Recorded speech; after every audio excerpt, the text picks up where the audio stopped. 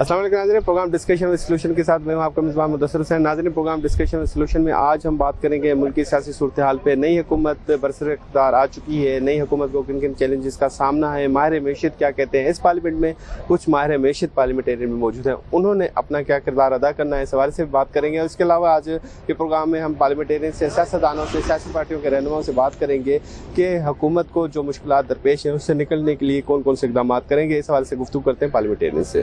नाज़रीन, हमारे साथ इस वक्त चौधरी एजाज साहब मौजूद हैं, सीनियर पॉलिटिशियन हैं, और इनसे बात करेंगे कि ये हुकूमत अपना दुरानिया कैसे पूरा करेगी, इनके लिए कौन कौन सी मुश्किलात है। एजाज साहब, ये हुकूमत को कौन कौन सी मुश्किलात दरपेश है और दुरानिया पूरा कर पाएगी? बहुत ज्यादा मुश्किल, एक मुश्किल हो तो बताए आदमी। मुश्किलात ही मुश्किलात हैं, अब पता नहीं किस तरह करेंगे पूरा। मैं तो नहीं समझता जब तक ये पीटीआई को उसका मैंडेट नहीं देंगे, जब तक देखें, जब तक इंसाफ नहीं होगा कोई निज़ाम भी नहीं चल सकता जी। जब तक कोर्ट इंसाफ नहीं करेंगे, जब तक पार्लियामेंट इंसाफ नहीं करेगी, जब तक हर बंदा इंसाफ से नहीं करेगा ना जी, जब तक जो सही हकदार है उनको अपना हक नहीं मिलेगा तो जाहिर है फिर बदअमनी रहेगी। कौन देगा? नहीं, एक तो खुद पार्लियामेंट, दूसरा सबसे जिनकी ड्यूटी है वो तो सुप्रीम कोर्ट ही है ना, या आला अदलिया है। समझते हैं उन्होंने अपना किरदार अदा किया है? नहीं, उनको अदा करना चाहिए कि आपका क्वेश्चन ये था ना कि किस तरह आ सकती है स्टेबिलिटी या किस तरह हुकूमत चल सकती है, तो वो तो एक ही तरीका है कि अगर सबको इंसाफ मिले। अच्छा, अपोजिशन क्यों साथ नहीं चलना चाहती इस हुकूमत के? इसके नहीं, पीछे क्या? अपोजिशन तो साथ चलना चाहिए। अपोजिशन देखें, अपोजिशन ने तो बाईकाट नहीं किया, असेंबलियों में है अपोजिशन, लेकिन अभी कभी सुना है आपने कि सीट किसकी है? भाई ये जो जिस बंदे को अवाम ने वोट दिया है, अब उसका राइट है, जो आइन की मंशा है या विजडम ऑफ लॉ मेकर क्या है कि जो ख्वातीन की सीट है या मिनॉरिटीज की सीट है तो वो उसी तनासब से मिलनी चाहिए जिस तनासब से अवाम ने वोट दिए हैं। तो वो फैसला सर इलेक्शन कमीशन का है, तो इलेक्शन कमीशन मुतनाज़ा है आपके ख्याल में? नहीं, इलेक्शन कमीशन ने तो हद कर दिया है ना जी। ये तो पाकिस्तान की तारीख में शायद अल्लाह ना करे कोई ऐसा आए दोबारा, तो पहले भी ऐसा कभी नहीं हुआ इस तरह। तो इस कोर्ट से यकीन है, सुप्रीम कोर्ट से उम्मीदें हैं कि ये कोई बेहतर है? अगर मुझे ना भी हो तो मेरे और आखिरी उम्मीद तो सुप्रीम कोर्ट ही है ना जी, और तो कोई नहीं, उसके बाद तो अल्लाह ताला ही है, वो तो यौमुल हिसाब को हिसाब होगा। जी हाँ। चैलेंजेस आखिर में ये बताइए कि जो चैलेंजेस है, मुआशी चैलेंजेस, उसको हल करने के लिए आखिरी ऑप्शन क्या है? अपोजिशन को साथ लेके चलना है या खुद ही आईएमएफ के साथ आगे हाथ मिलाना? नहीं, जैसे मैंने पहले भी अर्ज की कि हल तो एक ही है कि जो पीटीआई की सीट्स हैं उनको दे दी जाए, जो भी है ज्यादा। आप कहते हैं ना जी कि कानून में यही है ना जी कि कोर्ट फैसला करे, तो आप ज्यादा जो है ना ट्राइब्यूनल बना दें। अब 2 ट्राइब्यूनल बने हैं तो जितनी एप्लीकेशन है तो वो तो 3-4 साल लग जाएंगे, तो हब को अंधे को भी नजर आ रहा है कि इंसाफ नहीं मिलेगा। बहुत बहुत शुक्रिया जैसा तय कर। नाज़रीन, अनवर लालदीन साहब हमारे साथ मौजूद हैं, सेनेटर हैं, पीपल्स पार्टी से इनका ताल्लुक है, और आने वाली जो ये हुकूमत अब शुरू हो चुकी है, इनके लिए कौन कौन सी मुश्किलात हैं अनवर साहब से पूछेंगे। अनवर साहब, कौन कौन सी मुश्किलात आपको नजर आ रही हैं ये जो इत्तेहादी हुकूमत है इसको? नहीं, मुश्किलात तो हमें कोई भी नहीं है। हमारी क़यादत तो जो है बड़ी मुखलिस है पाकिस्तान के साथ, और पाकिस्तान के मजदूर, गरीब, किसान, तलबा, ख़वातीन, बिखसूस मिनॉरिटी के साथ उनकी मोहब्बतें हैं, उनका प्यार है, उनका खुलूस है। तो ऐसे जैसे ख़ानदान के एक फ़र्द होने के नाते से मैंने गुजारे, और फिर भी जो है करवाए, तो मैं अल्लाह के आदत पर पूरा उम्मीद और इत्मीनान के दोबारा खिदमत के लिए मिलेगा। अच्छा अनवर साहब, क्योंकि ये कहा जाता है ना कि मैशत के हालात मामलात काफ़ी ख़राब हैं, आईएमएफ के पास जाना ज़रूरी है, तो इससे तो आवाम के ऊपर बोझ डलेगा, तो ये हुकूमत वो बोझ कैसे ख़त्म कर पाएगी, आवाम को रिलीफ कैसे दे पाएगी? ये आपको पता है कि आसिफ अली जरदारी की साहब की हिकमत अमली कैसी होती है। जब इतने बुरे हालात थे उस वक्त पाकिस्तान खपे का नाम लिया था उन्होंने, और पाकिस्तान खुशहाल है, पाकिस्तान तरक्की करेगा, اور مزدور اور غریب کسان بھی ترقی کرے گا۔ تو آخر میں یہ بھی بتا دیا جائے گا کہ یہ جو حکومت ہے، پی ٹی آئی تو کہتی ہے، اپوزیشن کہتی ہے کہ شاید یہ پورا نہ کر سکے ٹینیور کچھ حالات کی بنا پہ، آپ کو کیسے لگ رہا ہے کہ ٹینیور پورا ہوگا، اور ہوگا تو یہ تمام اتحاد اکٹھے ہوں گے، پی پی نون لیگ سب؟ دیکھیں جی، انشاءاللہ اللہ اور قیادت پہ مجھے اعتماد ہے کہ ٹیکنیکل طریقے سے یہ پورا وقت پیریڈ پورا ہوگا اور پاکستان کی ترقی ہوگی۔ بہت بدترین حالات ہیں اور میں نہیں سمجھتا ہوں کہ یہ کیسے ٹھیک کریں گے، اور یہ میرا خیال ہے کہ ایک پارٹی یا دو پارٹیوں کی وہ اس کی بس کی بات نہیں ہے۔ میں سمجھتا ہوں کہ اس کے لیے سب مل کر اس ملک کو اس بحران سے نکالنے کی کوشش کریں گے۔ تو ہر ایک کہتے ہیں کہ بس یہ ایک ہمارا ملک میں تو یہ چیز نہیں ہے، نہ کسی اس ملک کے لیے کسی نے سوچا ہے اس سے پہلے۔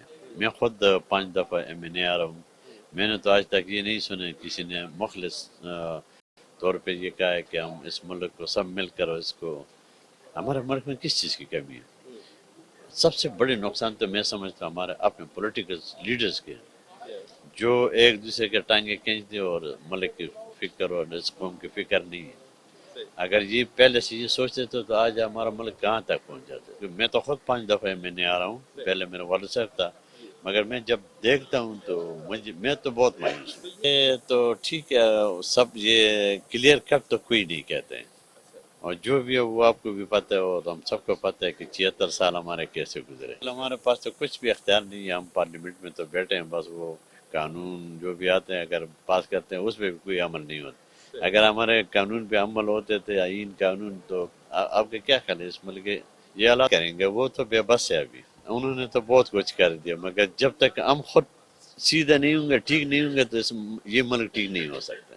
میرا کلیئر کٹ بات ہے۔ ناظرین، ہمارے ساتھ مرزا اختیار بیگ صاحب موجود ہیں، پیپلز پارٹی کے سینئر رہنما ہیں، پارلیمنٹیرین ہیں، ممبر قومی اسمبلی ہیں، معیشت کے حوالے سے بڑی گہری نظر رکھتے ہیں۔ یہ حکومت معیشت کے حوالے سے اپنے اہداف پورے کر پائے گی یا نہیں کر پائے گی، یہ سوال ہوگا مرزا صاحب سے۔ مرزا صاحب، آپ تو خود اکانومسٹ بھی ہیں اور بہتر سمجھتے ہیں اکانومی کے حوالے سے، کیا مشورہ دیں گے حکومت کو کہ یہ معیشت کو کیسے بہتر کریں گے؟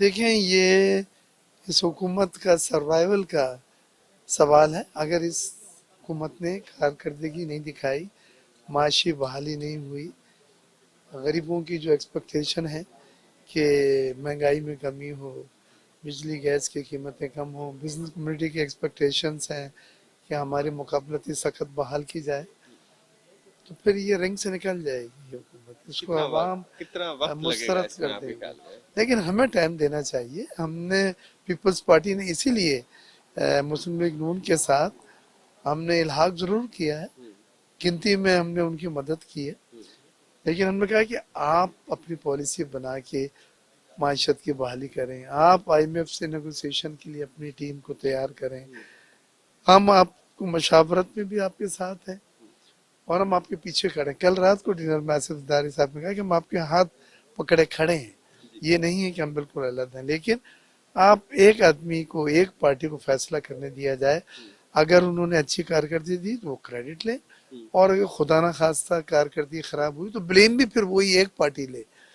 ہمیں PDM میں کچھ تجربہ اچھا نہیں تھا، فیصلے انہوں نے کی، زیادہ تر فائنینس منسٹری، پلاننگ، پاور سب ان کے پاس تھی، اور اس سے لوگوں آپ کو لوگ کیوں نہیں لے رہے؟ مطلب وزارت خزانہ پیپلز پارٹی اپنے ذمہ کیوں نہیں لے؟ پچھلا 16 ماہ کا تجربہ تو ناکام رہا نا PDM کا، بس بطور وزیر خزانہ وہ سنا بدل رہے ہیں وزیر خزانہ کو، اور دوسرے وزیر خزانہ اور نئی ٹیم کو لا رہے ہیں، کیونکہ حالانکہ ساگ ڈاب بڑے تجربے کار اور کئی بار وزیر خزانہ رہ چکے ہیں، لیکن معاشی بحالی و ترقی وہ نظر نہیں آئی جس کے لیے ان کو ذمہ داری دی گئی تھی۔ لہذا اس بار فائنینس کا جو منسٹر ہے اور فائنینس کی جو ٹیم ہے وہ شاید بدلی ہو۔ IMF کے پاس جانا کیوں ضروری ہوتا ہے؟ عوام سوچتے ہیں نا کہ IMF کے پاس جاتے ہیں تو ٹیکسز کی مد میں ہمارے پہ بوجھ پڑتا ہے، تو وہ ضروری کیوں ہے؟ کہ آپ اکانومی کو زیادہ بہتر سمجھتے ہیں، تو ہمارے ناظرین کو یہ سمجھائے گا کہ وہ ضروری کیوں ہے اس وقت؟ دیکھیں، ہمیں قرضوں کی ادائیگیاں کرنی ہیں، اور جتنے قرضے ہم نے ادا کرنے ہیں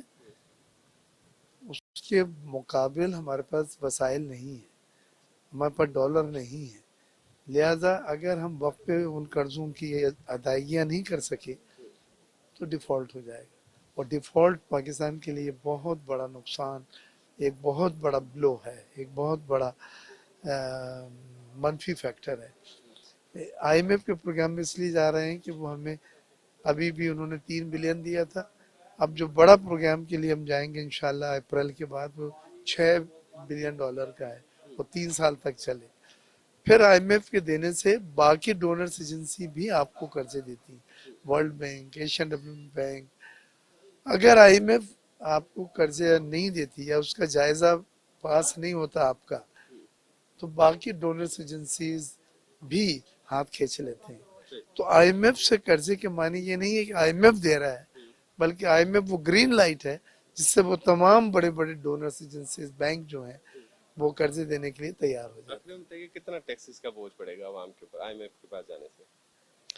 دیکھیں، ایک جو سب سے بڑی شرط ہے جس میں ہماری بھی ان کے ساتھ میٹنگ ہو چکی ہے، وہ کہتے ہیں 3 سیکٹر کو آپ ٹیکس نیٹ میں لائیں۔ پہلا ہے ریٹیلر، دوسرا ریئل اسٹیٹ، تیسرا ایگریکلچر۔ یہ تینوں سیکٹر کو ہم نے چھوڑا ہوا ہے، ٹیکس نیٹ میں نہیں ہے یہ، اچھا، اس کو لے کے آنے چاہتے ان کو وہ کہتے ہیں لائیں۔ اب ایگریکلچر میں آج سے پہلے بڑے بڑے فیوڈل لارڈ، زمیندار نہیں پاس ہونے دیا کوئی قانون۔ ریئل اسٹیٹ میں بھی یہ ہوا کہ سب کالا دھن وہیں لوگ پارک کرتے ہیں، اور ریٹیلر اینڈ ہول سیلر آپ کو پتہ ہے اتنے بڑے بڑے مال مارکیٹیں ہیں، اور ٹیکس نہیں دیا۔ آئی ایم ایف نے یہ کہا ہے کہ ان 3 سیکٹر کو تو آپ ٹیکس نیٹ میں لائیں اور معیشت کی دستاویزی شکل کریں۔ اب یہ دیکھنا ہے کہ کیا اس حکومت کے پاس اتنا پاور ہے، اتنا زور ہے کہ یہ ایک ریٹ قائم کر کے ان سیکٹر سے ٹیکس وصول کر سکیں۔ تو آئی ایم ایف بہت خوش ہے اور آئی ایم ایف کی شرائط پوری ہو جاتی ہیں۔ لیکن اگر آپ نے پریشر میں آ کے ہاتھ پھر کھڑا کر دیا، شٹر ڈاؤن اسٹرائک کے نام پہ آپ نے پھر ہاتھ کھڑا کر دیا، تو پھر اس صورت میں آئی ایم ایف جو ہے اس کو مطمئن کرنا بڑا مشکل ہوتا ہے۔ بہت بہت شکریہ مرزا صاحب، آپ نے اپنا قیمتی ناظرین مرزا اختیار بھائی ہمارے ساتھ موجود تھے۔